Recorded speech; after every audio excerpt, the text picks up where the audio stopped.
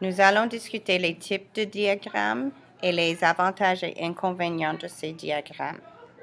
Alors, d'abord, un diagramme à ligne brisée présente, c'est un des meilleurs choix pour présenter des données qui changent au fil de temps. Alors, dans cet exemple, par exemple, ce sont les mois de l'année et ça montre les changements pendant l'année. Quand les changements existent, un diagramme à ligne brisée est mieux qu'un diagramme à bande pour montrer ces changements. Ça peut être utilisé pour comparer des changements pour plus qu'un groupe pour une période de temps aussi. Nous pouvons simplement mettre un autre groupe de données là-dessus dans une autre couleur et faire une autre ligne. Et ça montrera 2, 3, 4 différents groupes de données. Un diagramme circulaire, par contre, est utile pour comparer, si tu veux comparer les parties d'un entier ou d'un tout. Ça ne montre pas des changements pour une période de temps, par exemple. Un diagramme à bandes utilise les bandes pour montrer les données.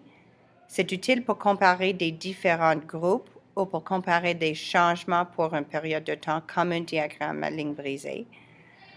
Pour les comparaisons pour une période de temps, un diagramme à bande fonctionne mieux si les changements sont plus grands. Si c'est un petit changement, ce n'est pas aussi évident le changement parce que les bandes, visuellement, ça ne montre pas aussi bien qu'une ligne. Un pictogramme, ça permet de comparer immédiatement des réponses grâce à la longueur des rangées. Nous pouvons simplement voir quelle rangée a le plus et quelle rangée a le moins. Nous pouvons utiliser une légende pour indiquer un plus grand groupe de données. Un diagramme à bande double, ou aussi appelé un histogramme, avec un H, histogramme, c'est comme un diagramme à bande, mais ça nous permet maintenant de comparer deux données qui peuvent être comptées. Alors, et encore, la longueur des bandes permet à comparer les résultats. Les bandes doivent mesurer la même chose. Alors, comment choisir le diagramme approprié? D'abord, le diagramme à ligne brisée. C'est facile à tracer, facile à lire. Ça peut comporter un symbole zigzag sur l'axe vertical quand les données commencent à un nombre élevé. Cela veut dire que tu n'as pas besoin de commencer à 0. Vous pouvez simplement mettre une ligne zigzag en bas pour dire que je commence plus haut dans le diagramme. C'est le meilleur diagramme pour présenter les données recueillies au fil du temps, comme j'ai dit, et ça montre des valeurs qui sont plus exactes.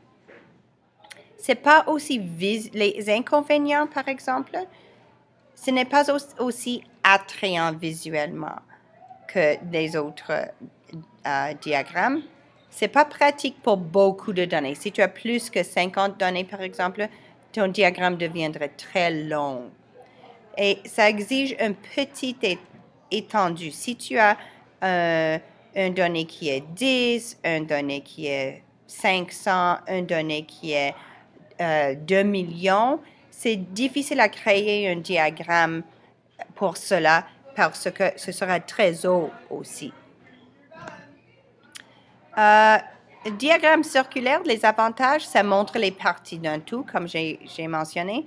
Ça permet de représenter chaque réponse sous la forme d'un pourcentage et ça permet d'utiliser la taille des secteurs pour comparer les réponses. Un autre avantage, c'est attrayant visuellement.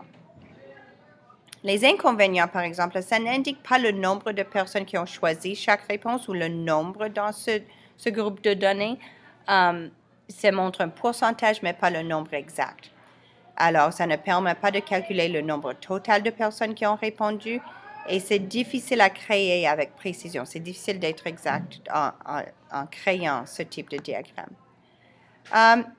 Diagramme à bande, les avantages permettent d'utiliser la hauteur des bandes pour comparer les réponses visuellement. C'est assez facile de les comparer.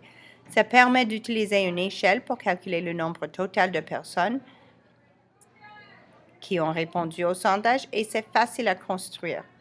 Les inconvénients, ça peut être difficile à lire avec précision. Si l'axe vertical est démarqué dans les unités de 100, cela rend plus difficile de savoir le nombre exact d'où cette bande arrête. Et l'autre chose, c'est que c'est facile à manipuler l'ordre des catégories pour mettre l'emphase sur un certain effet. Je peux mettre le plus petit en premier, le plus grand en premier, pour avoir un effet plus désiré. Un pictogramme, tu peux comparer immédiatement tes réponses. C'est visuellement attrayant visuellement.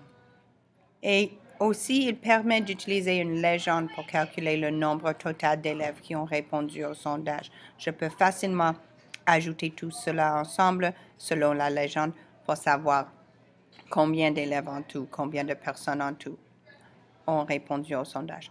Les inconvénients, ça peut être plus difficile à lire. Il est difficile de dessiner tous ces symboles, ça prend du temps. Ça n'indique pas le pourcentage de personnes qui ont répondu. Et ce n'est pas pratique si tu as plus que 6 catégories. Ça devient long. C'est aussi assez simple comme diagramme. Un diagramme à bande double est assez attrayant visuellement. Cela permet de comparer plusieurs données. Alors, je peux avoir plusieurs groupes de données. C'est facile à lire et à créer. Et l'axe vertical est normalement une mesure de la fréquence de chaque catégorie. Alors, ça veut dire combien de fois cela arrive. Les inconvénients, les valeurs exactes ne sont pas toujours évidentes. C'est parfois difficile, comme j'ai dit, de lire exactement le nombre, comme dans le diagramme à bande. Les bandes qui touchent doivent mesurer les mêmes données.